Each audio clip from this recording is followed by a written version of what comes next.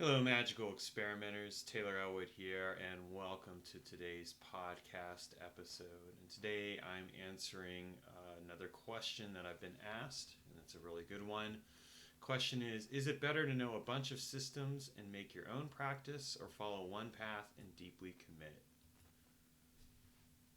So there are two different schools of thought on this, obviously, which are implied in the question, and they're great, and they both have their valid points.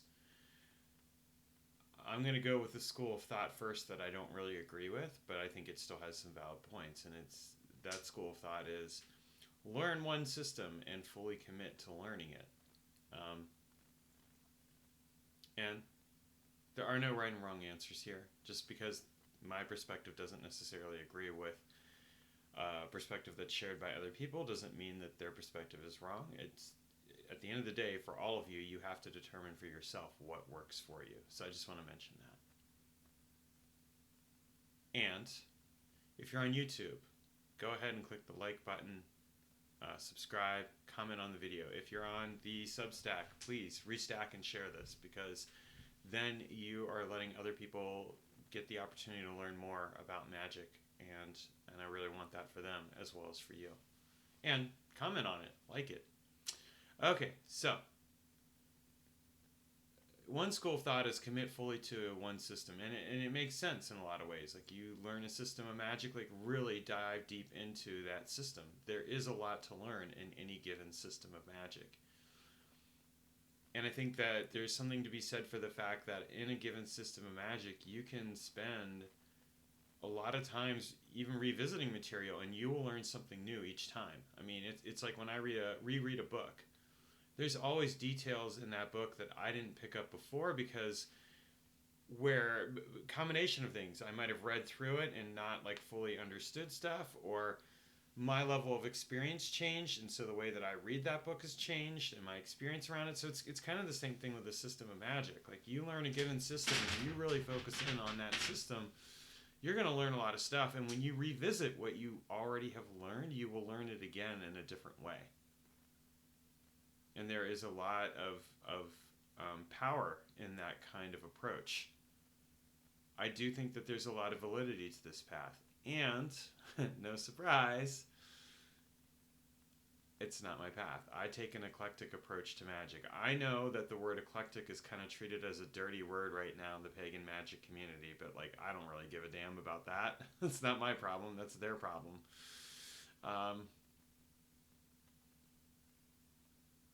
I practice magic for 32 years now, and I have never stuck with one specific system. I have learned different systems, and I have some systems that I come back to. Like, I'm part of a magical tradition called the Fire Temple tradition, and there are practices from that I do daily, and I have been doing daily since 2017. And I suspect I will be doing that for the rest of my life to one degree or another. And my mentor, R.J. Stewart, would probably not agree with a lot of the approaches that I take, and the fact that I blend multiple systems of magic together. In fact, I know he wouldn't. And that's okay. I love him dearly, and we can agree to disagree on some things. It doesn't change the validity of our respective work. And I will say, having worked with him and knowing him a bit, I mean, I see he's a great example of someone who's committed to one system, and he's explored that system, and he has taken it really deep, and he's been able to bring stuff out and back to other people. And he comes from a lineage of people who have done that work. And I absolutely respect it, 100%. But why have I taken an eclectic approach to magic? Well, part of it is I am insatiably curious about the world around me. And it's not even just being curious about different systems of magic, it's also being just curious about the world, period. I take and blend in non-occult systems and disciplines and practices into magic all the time. And the reason I do it is because I see where there are ways to connect spiritual practices with non-occult disciplines and get better results and get stuff that is really meaningful and transformative.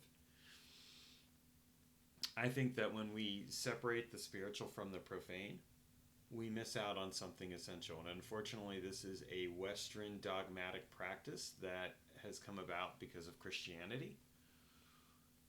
but that doesn't mean we have to continue it. So I'm in favor of exploring multiple systems and traditions and practices, and I don't feel like it diffuses those practices. Like, for example, I do Qigong and Kung Fu. My exploration of those practices and the time I invest in them does not take away from the practices that I explore in Western magic. My choice, for example, to explore men's work and to really do a deep dive into that has not taken away from how I've shown up in my magical practices. If anything, it deepens my understanding and appreciation of what I'm doing spiritually. So when we take an eclectic approach, that's what we get. Now, here's the reason why the word eclectic is a dirty word right now. A lot of people will take an eclectic approach and they'll be like, okay, I'm going to take stuff from Hinduism and I'm going to combine it with stuff from Celtic practices, and I'm going to equivocate, the Morrigan with Kali. Yeah, no, don't do that. That's disrespectful. It's trying to categorize deities from different cultures and different experiences and putting them together into one. Doesn't work. Kali is not the Morrigan is not Kali, etc., etc., etc. When I talk about the idea of eclecticism, I'm talking about, like, for example, being able to take comic books and the way they are laid out, the way they are put together, and turning that into a viable magical technique because there is something there that can be worked with. Or I'm talking about looking at architectural design as a living process and then asking myself, how could I apply this to space-time magic, specifically to the idea of space being a living, embodied presence that I am working within and around, as opposed to just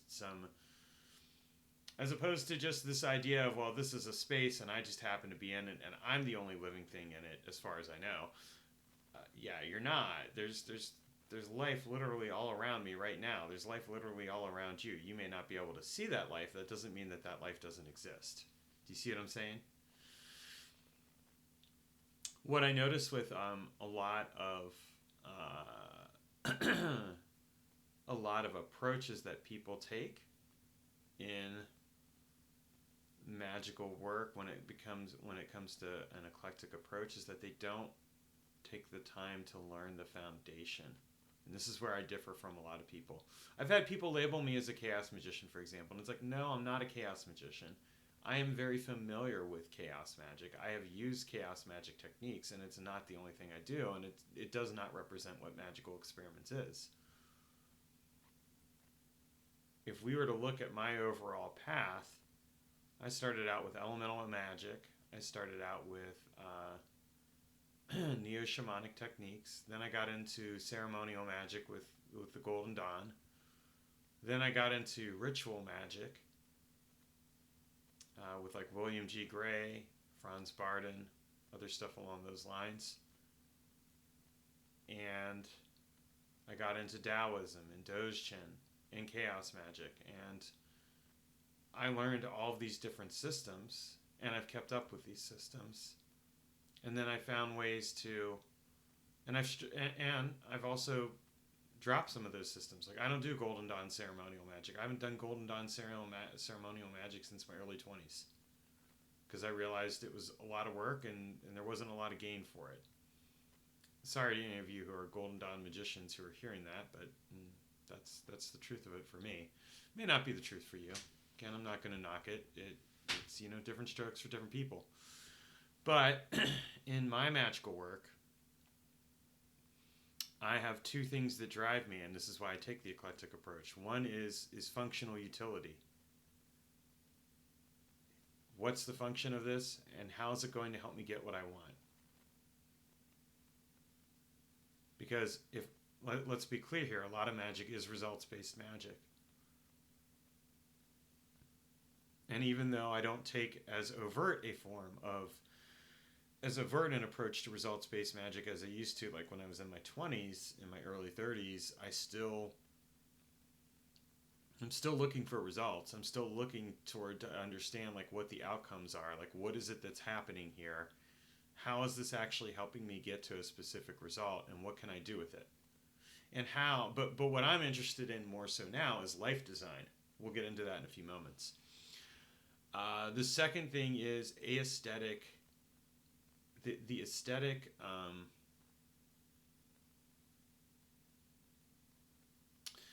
The aesthetic approach to magic, and kind of understanding how to bring multiple elements of magic together in order to create a curated experience that allows a person to drop in deeper within their magical work.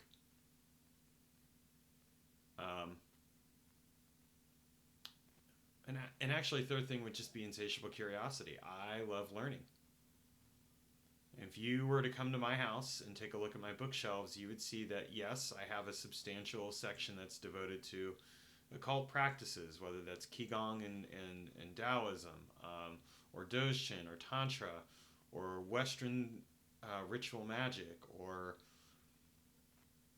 other various things. And then what you would also see is, oh, he's got a lot of books on business. He's got a lot of books on time. He's got a lot of books on men's work. He's got a lot of books on writing. He's got a lot of books on X, Y, and Z.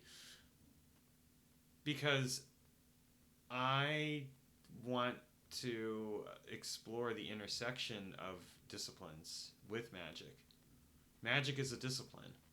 It has a set of practices and techniques, and there are a lot of other practices and techniques that are available out there, and we can combine those together in a very real and powerful way that is illustrative of how magic works and can enable us to achieve very specific outcomes that we want. And I think it's actually really important to acknowledge that. Now, here's the other thing, too. People who take an approach where they're just focusing on one system of magic are typically doing that because they're not necessarily as results oriented. From what I've observed, they might disagree, and if like in the case of chaos magicians, they'll definitely disagree. But in general, what I've noticed is that people who are focused on one specific system, they're generally it's more devotional. It's more about connecting to the spiritual mysteries, etc., etc. I do all that. It's very interesting to me. I don't take a devotional approach. Let me actually step back on that one. But I am interested in the spiritual mysteries, and I'm also interested in how all of this applies and pertains to the way we live our lives. I'm not doing magical work for the sake of just doing it, in the hopes that it's going to lead me to just a deeper connection with the deity. I'm doing it with, how is this going to help me understand the mystery and the wonder and the experience of being human? And how is this going to transform my life and the lives of other people? And how do I apply this so that I can transform myself from the inside out and have a better relationship with the world around me and get the results that I'm looking for, etc., etc., etc. Now, some people don't want that. Some people want something deeper. Well, no, not deeper. They want something different. Because you know what? I would have to say I have a very deep practice. In fact, so I'm not going to say, yeah, but they want it in a different way, and that's fine. But this is why I take the eclectic approach. I have so many questions and so many things that I wonder. I mean, I suspect that at the end of my life, I will still be asking lots of questions and thinking about all kinds of different things and wondering, like, how does all of this apply to the world around me? I hope that I will still be curious as I'm dying. Let's just put it that way. Because what's the point of life if we don't challenge ourselves to grow and discover and learn? That is one of the most important skills that we can bring and apply to our lives. And it's something that I want to share with all of you. So I take an eclectic approach.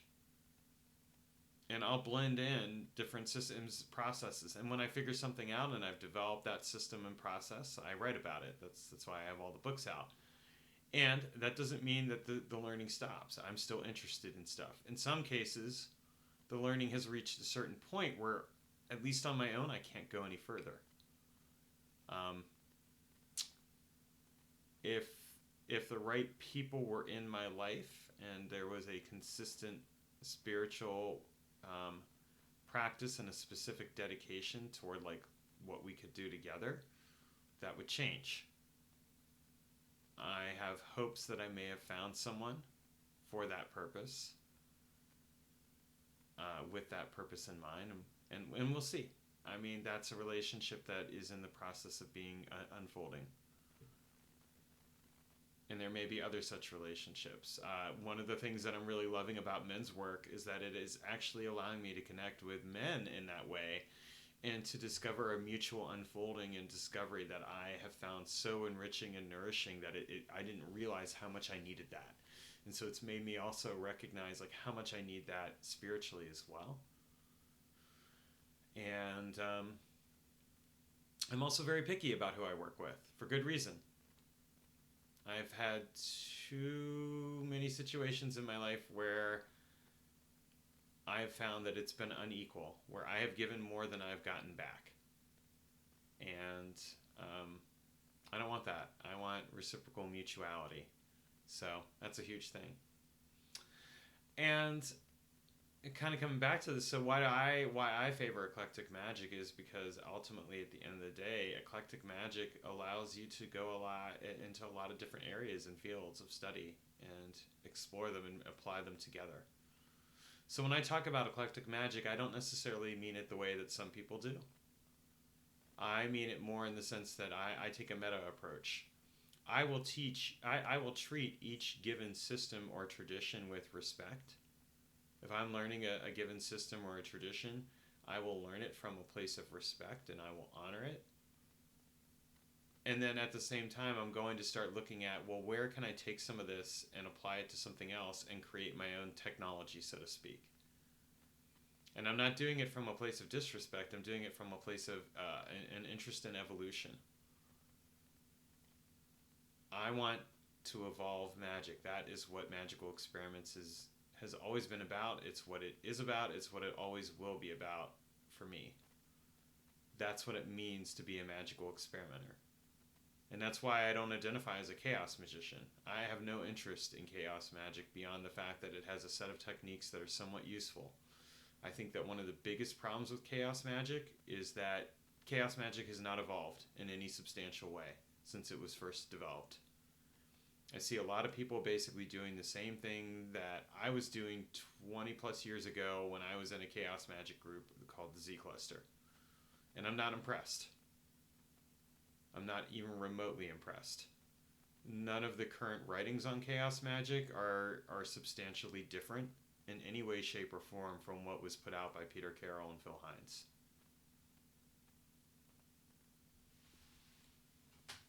If you want magic to evolve, you can't continue playing in the same sandbox. You have to be willing to step out of it. You have to be willing to go into different directions. And you can evolve it in two ways. You can evolve it by staying within a specific tradition and allowing that tradition to unfold within you. There is real evolution there.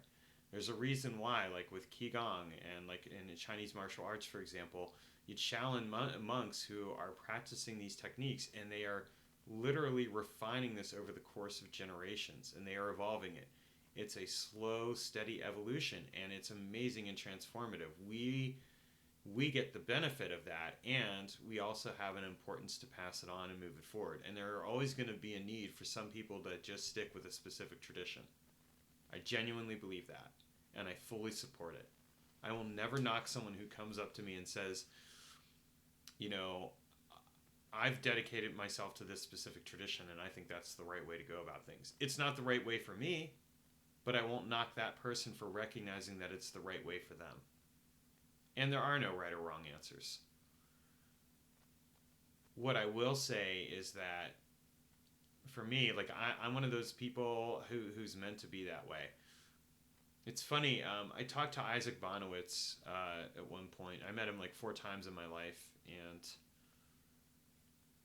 one time we were talking, and he said to me, he's like, "You're a generalist like me, Taylor." And I'm like, "Yeah, what do you mean by that?" And he said, "Well," he's like, He's like, I kind of draw on everything, and I take an approach where I'm kind of a generalist. I don't specialize. He's like, because that specialization just doesn't really work for me. There's a need to kind of divvy it out across the board. And I'm like, there's some real truth to that, Isaac. And I appreciated that conversation because, and I appreciated that, yes, indeed, Isaac was definitely a generalist. He approached things from that way. So when we look at magical work, we really have to examine it from that perspective.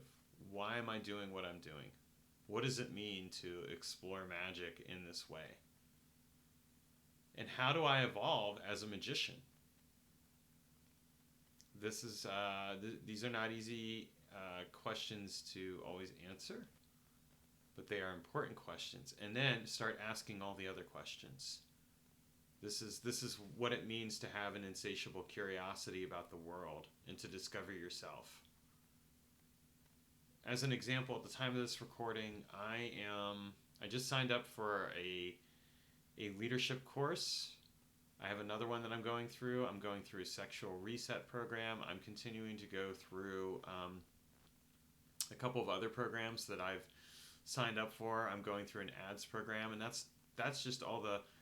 Oh yeah, and also a program around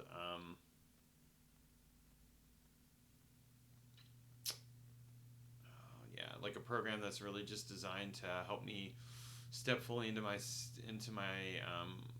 masculinity.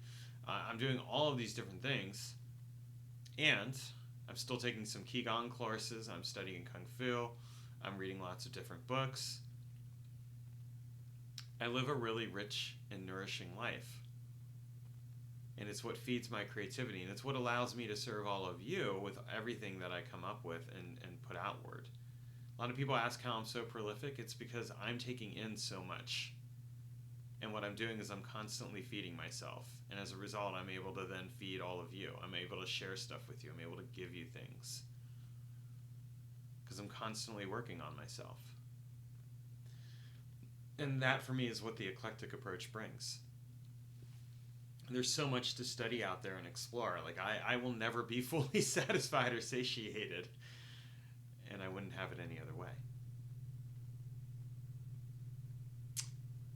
So there's that, and I am really happy to share all that with you, and I hope that this answers the question that was asked. Next time, you will get a podcast episode with Bill Duvendak, where I'm going to be interviewing him, and then I'm going to be continuing to interview some other people, but interspersing it with some of these episodes where it's just me monologuing. So, hope you enjoy both, and again, please like and subscribe if you're on YouTube, and if you're not on YouTube, if you're on the Magical Experiment Substack, which is at taylorold.substack.com, go ahead and restack this and like it. And hey, if you're on YouTube and you want to see on Substack, I have a bunch more content that I share. Like seriously, come on over.